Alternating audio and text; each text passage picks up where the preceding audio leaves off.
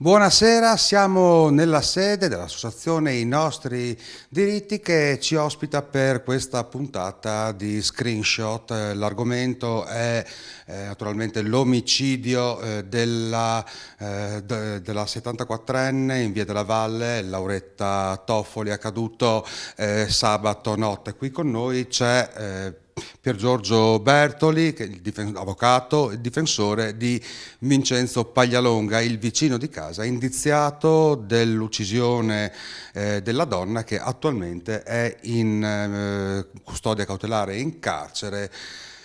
Avvocato, il suo assistito ieri in carcere, durante la convalida dell'arresto e del fermo, ha parlato per diverso tempo e ha raccontato la sua versione.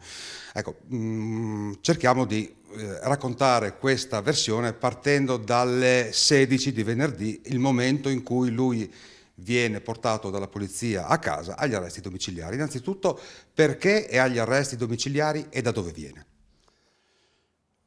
Ecco, lui, Vincenzo Paglialonga, si trovava in custodia cautelare per una precedente ipotesi di reato a Pordenone e su mia istanza, accolta dal GIP del Tribunale di Udine, dottoressa Silva, su conforme parere favorevole della Procura di Udine, viene posto agli arresti domiciliari con braccialetto elettronico.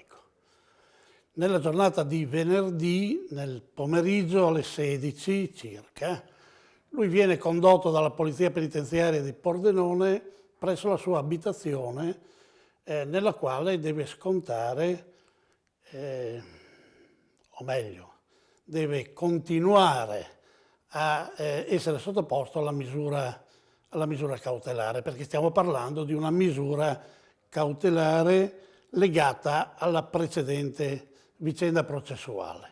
Era una rapina, sottrazione di un cellulare con spintonamento. Sì, certamente. Io qui non voglio certamente minimizzare fatti criminali, però credo che vada detto che Vincenzo Paglialonga si trovava in misura cautelare per aver sottratto un telefono cellulare a una amica, una vicina. Questo è lo spessore processuale del reato, no? Per il quale lui era in misura cautelare, senza voler minimizzare aspetti che giustamente devono essere valutati e puniti se verificatisi. Bene, lui arriva alle 16 in Via della Valle 4, dove vive da solo e dove deve continuare a subire questa misura cautelare con braccialetto elettronico. Lei lo sente dopo che è arrivato a casa? Sì, io non ho modo di vederlo, però lo sento telefonicamente nella prima serata, diciamo intorno alle 21. Lo chiamo al telefono e lui è apparentemente sereno, per quanto ne capisco dal colloquio telefonico, e ci accordiamo per vederci il giorno successivo nel pomeriggio per ragionare intorno alla misura e intorno alla sua situazione processuale. Ecco, e qua termina, diciamo, la parte tranquilla, serena di quella giornata. Poi cosa succede? Succede quello che lui ci racconta. Certo. Ecco, io sono in questa sede a raccontare la versione, ovviamente, che Vincenzo Paglialonga dà dei fatti nell'interrogatorio davanti al GIP. Interrogatorio nel quale, ci tengo a precisare, ha risposto a tutte le domande del GIP e del pubblico ministero presente, non sottraendosi ad alcuna domanda. Questo per chiarire che la scelta di non aver parlato il giorno del fermo, la notte del fermo, era legato alle sue condizioni di salute di quel momento, che sono particolarmente delicate. Ma a questo ci arriviamo con calma dopo. Bene.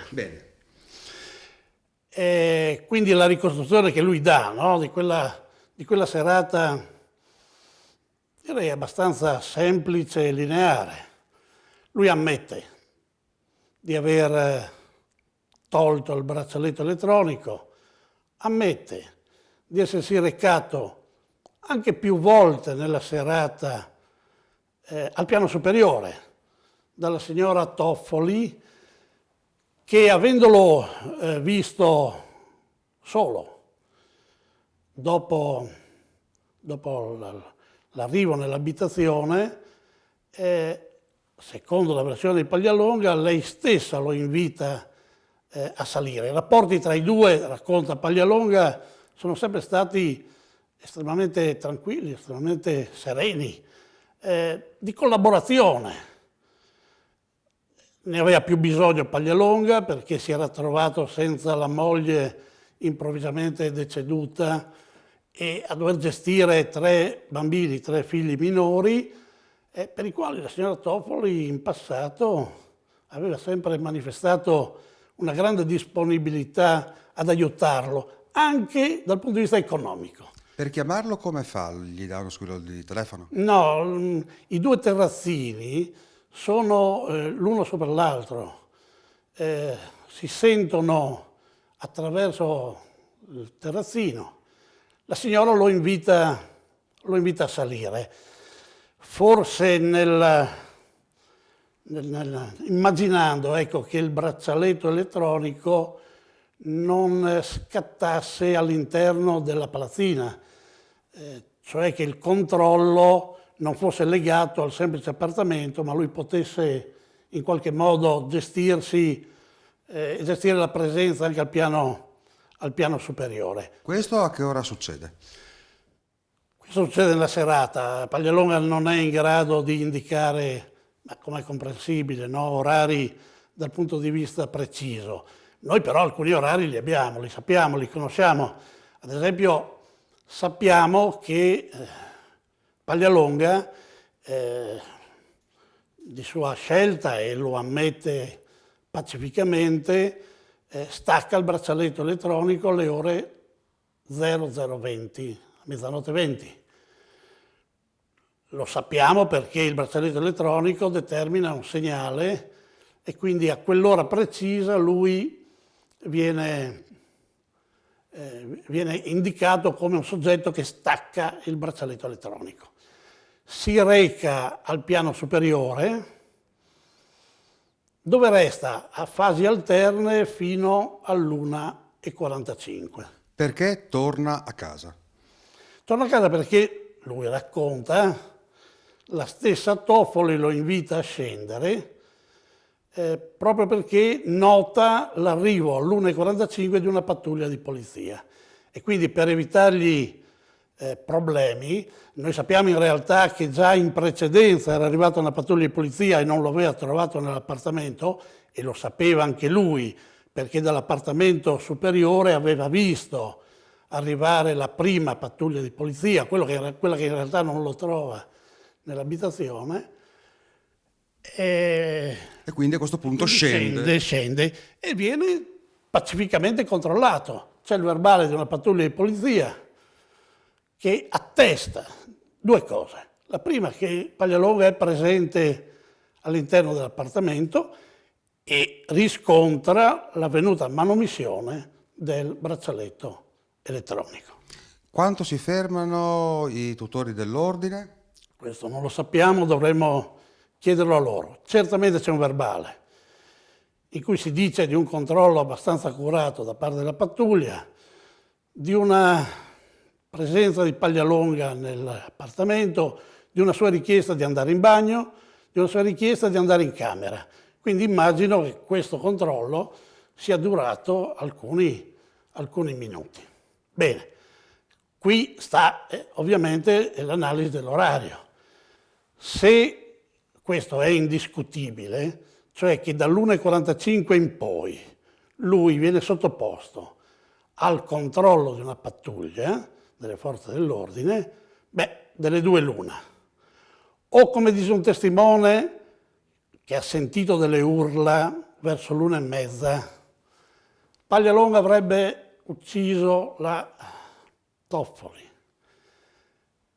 e immediatamente dopo sarebbe sottoposto a un controllo di polizia, cosa difficilmente verosimile, nel senso che la pattuglia, immagino, sarebbe accorta di un soggetto lordo di sangue.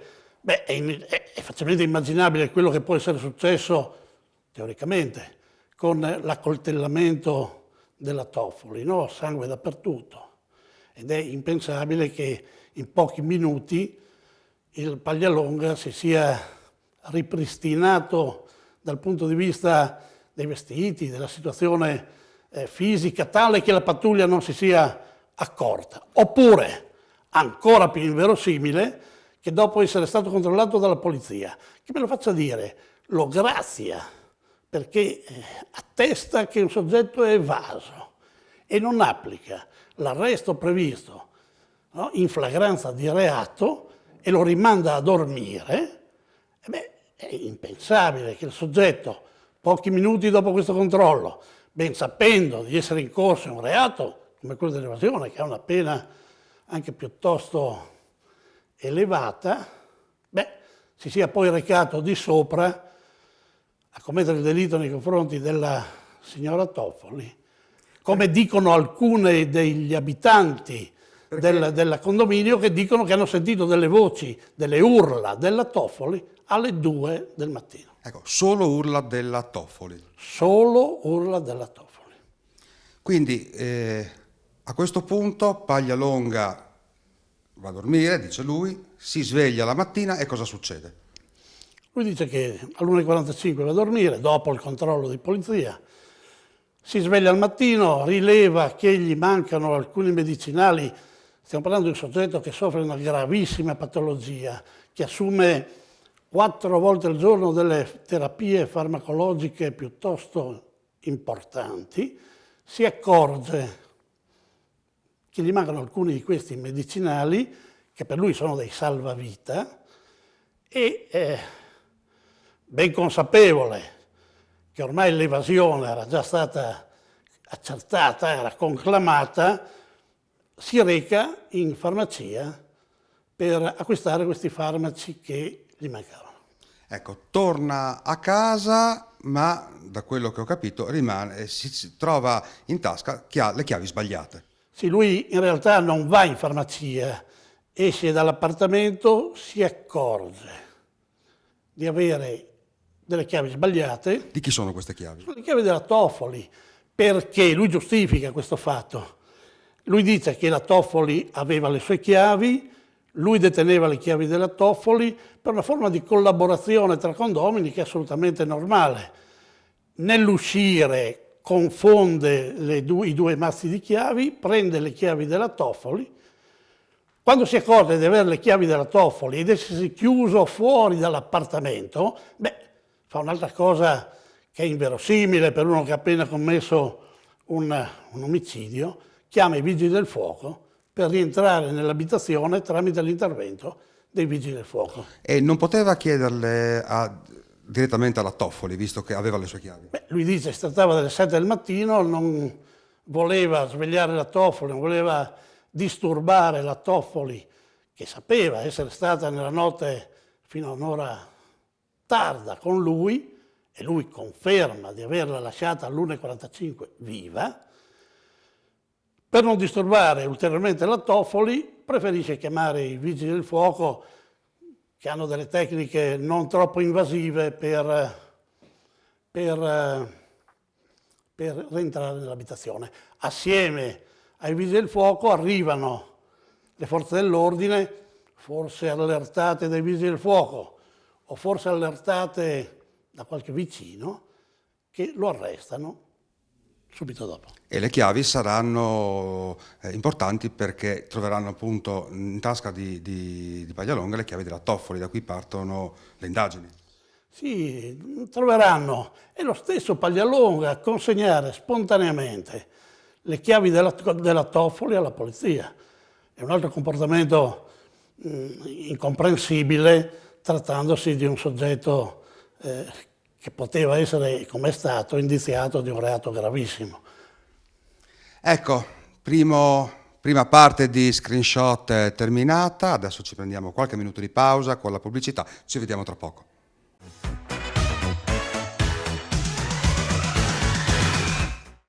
Eccoci qua, l'avvocato Pier Giorgio Bertoli ci ha lasciato ed è con noi Eddie Samson, che è uno dei consulenti proprio dell'avvocato Bertoli per questo caso. Parliamo di Eddie Samson, esperto della scena del crimine, che oggi, questa mattina, ha partecipato all'autopsia sul corpo della povera donna. Innanzitutto partiamo da qua. Che cosa è stato riscontrato? Quali sono i primi risultati di questa indagine? Beh, i risultati delle indagini, i risultati dell'autopsia, le operazioni effettuate sono state quelle di acquisire eventuali residui sottounghiali dal corpo della vittima, operazione che è stata fatta dalla polizia scientifica. Poi il corpo è stato sottoposto a un TAC e dopo è iniziata quella che è stato l'esame autoptico con un'accurata ispezione cadaverica e la classificazione di tutte le ferite o tracce che sono state trovate sul corpo.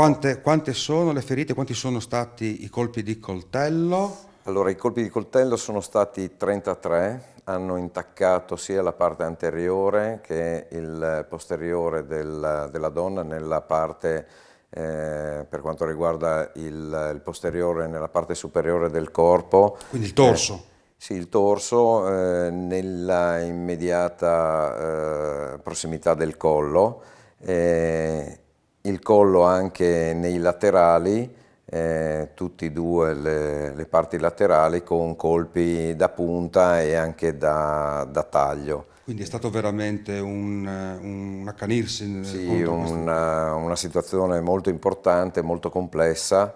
La donna si è difesa, aveva delle ferite le caratteristiche delle ferite da difesa, 2 ecchimosi in entrambi i dorsi delle mani, ma queste dovranno poi essere valutate, sono state valutate in sede di autopsia completa.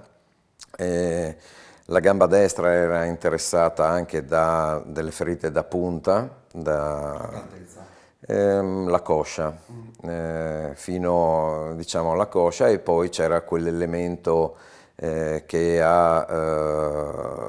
diciamo era contrario al quadro d'insieme, non aveva nulla a che fare, che è un taglio molto profondo, molto determinante dietro il ginocchio destro e sinistro, chiedo scusa. Sinistro, quindi perché sono stati fatti questi tagli al ginocchio?